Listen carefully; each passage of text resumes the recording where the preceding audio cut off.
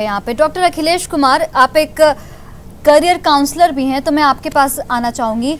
देखिए, कई बार ऐसा होता है कि बच्चों को कोर्स की आधी अधूरी जानकारी होती है, उसकी वजह से बच्चे वो कोर्स चुन तो लेते हैं लेकिन फ्यूचर में जाकर उनको परेशानियां होती हैं।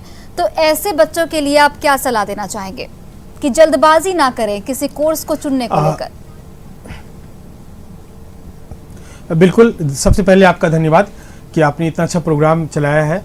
और ये जो आप बताई हैं कि इस तरह की समस्याएं होती हैं, बहुत बच्चों में देखा गया है कि वो दूसरे की देखा देखी में कोर्स सेलेक्ट करते हैं और उनको उस फील्ड में कोई इंटरेस्ट नहीं होता है। खास करके अभी जो मैं अध्ययन किया हूँ और कैरियर काउंसलर होने के नाते मैंने भी बड़ी परीक्षाएं पास की हैं, उस मद्देनज़र मैं देखता हूँ कि जो ग्रामीण परिवेश के बच्चे हैं, खास करके वो दूसरों को देखा देखी वो हर लोग साइंस स्ट्रीम की तरफ भागते हैं, जबकि वही बच्चे अगर आर्ट्स में जाएं तो बहुत अच्छा कर सकते हैं या कॉमर्स में जाएं तो बहुत अच्छा कर सकते हैं।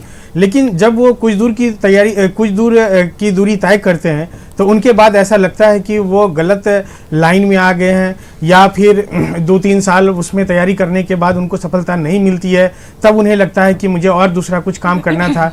तो ऐसी परिस्थितियां उनके लिए बहुत खतरनाक होती है। तो इसमें मैं यह भी महसूस किया हूँ कि अभिभावक भी थोड़ी गलती करते हैं।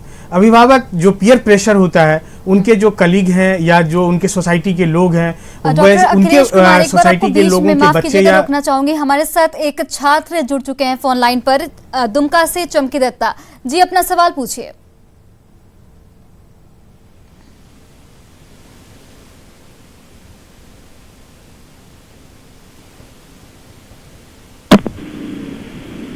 अभिनव प्रकाश सर से सवाल है जी, पूछिए। अभिनव सर, हेलो जी, आप अपना सवाल पूछिए। जी जी जी, मैं अभिनव प्रकाश सर से कहना है कि मैं फ्यूचर में एमबीए करना चाहता हूँ। तो मैं अभी 12th पास किया हूँ कॉमर्स स्ट्रीम से, तो क्या करने से अच्छा रहेगा? फ्यूचर में मैं एमबीए करना चाह रहा हूँ। अभिनव जी, आपसे ये सवाल पूछ रहे हैं, जवाब जानना चाहते हैं। बहुत अच्छा सवाल है, इससे बहुत सारे बच्चों को मदद मिलेगी एक चीज़ समझने में कि आप कॉमर्स स्ट्रीम से अगर 12th पास किए हैं तो कहीं ना कहीं आपके मन में बैक ऑफ द माइंड आपके एक ऑब्जेक्टिव है कि आप बिज़नेस स्ट्रीम में जाना चाहते हैं, बिज़नेस एनालिस्ट बनना चाहते होंगे, फिनेंशियल ट्रेडिंग में जा सकते हैं, इंपोर्ट एक्सपोर्ट में जाना चाहते होंगे। तो इसके लिए आपको एमबीए ज़रूर करना चाहिए। और कैसे आपको इसमें आगे बढ़ने का मौका मिलेगा, और उसके पहले एक ग्रेजुएशन, एमबीए एक मास्टर पीजी प्रोग्राम है, उसके पहले एक बच्चों को ग्रेजुएशन भी कंप्लीट करना होता है। तो इसका सही चुनाव करने का सही तरीका ये होगा कि आपको जो 12th में कॉमर्स ने पढ़ाई की है, ये आपको पीजी कोर्स तक लेके जाना है। आपको बिजनेस मैनेजमेंट आगे करना है तो आप अभी भी बीबीए एक ऐसा प्रोग्राम है, बैचलर ऑफ बिजनेस एडमिनिस्ट्रेशन, जिसको करने के बाद आप 12th में भी बहुत अच्छे से ग्रेजुएशन करने के बाद आप पीजी में एमबीए करते समय भी बहुत सारे सब्जेक्ट्स आपके रेप्लिकेट करेंगे, आपको अंडरस्टैंडिंग हो जाएगी पहले से सब्जेक्ट की। तो आप ग्रेजुएशन में भी, और कॉमर्स का भी इंपॉर्टेंस है बीबीए पढ़ाई में, एमबीए की पढ़ाई में। तो आपने जो सब्जेक्ट पढ़ा है वो आपको ग्रेजुएशन में भी हेल्प करेगी बीबीए सब्जेक्ट लेने से। BBA as a career, this is a technical education BBA. तो आप बीबीए करेंगे तो आपके पीछे की पढ़ाई में से पढ़ा हुई चीज़ें आपको मदद देंगी। आगे एमबीए में बहुत सारी चीज़ें जो एडवांस स्टडीज़ है आप कह सकते हैं बीबीए की, वो एमबीए है, मास्टर ऑफ बिजनेस एडमिनिस्ट्रेशन।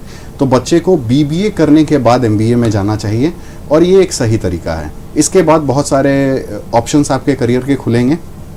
आप फिनांस सेक्टर में जा सकते हैं, क्योंकि ग्रेजुएशन बीबीए में भी आप बहुत सारे सब्जेक्ट पढ़ते हैं, स्टैटिस्टिक्स पढ़ते हैं, एचआर पढ़ते हैं, बिजनेस एथिक्स पढ़ते हैं, कम्युनिकेशन पढ़ते हैं, कंप्यूटर पढ़ते हैं, कंप्यूटर लैंग्वेजेस की पढ़ाई करते हैं। तो इन सारे, दैट मीन्स आप मैथमेटिक्स भी पढ़ रहे हैं, फिनांस भी पढ़ रहे हैं, इकोनॉमिक्स भी पढ़ रहे हैं, लैंग्वेज भी पढ़ रहे हैं, बिजनेस कम्युनिकेशन भी पढ़ रहे हैं। और जब आप मास्टर्स में जाएंगे तो आप इन्हीं किसी सब्जेक्ट्स में एक एज अ मेजर पेपर लेंगे और एज अ माइनर पेपर लेंगे। You can go for marketing sales, you can go for finance, you can go for HR, you can go for Abhinav ji, हमारे साथ एक और कॉलर जुड़ चुके हैं, हरिकांत बेगूसराय से। हरिकांत, अपना आप सवाल पूछिए। जी जी, प्रणाम सर। प्रणाम मैडम जी। जी, सवाल बोले मैडम जी, हमको आँख खराब होने के कारण एज हमारा 35 साल हो गया, इंटर किए हुए 2nd डिवीजन। हेलो। हाँ, तो आपका सवाल क्या है?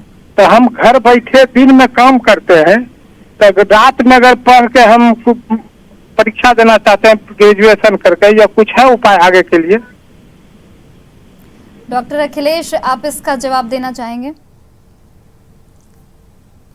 बिल्कुल, देखिए आपकी उम्र 35 साल हो गई है, तो ज़्यादातर कॉम्पिटिटिव एग्ज़ाम के जो उम्र होते हैं वो 38 साल या 40 साल तक का मैक्सिमम है।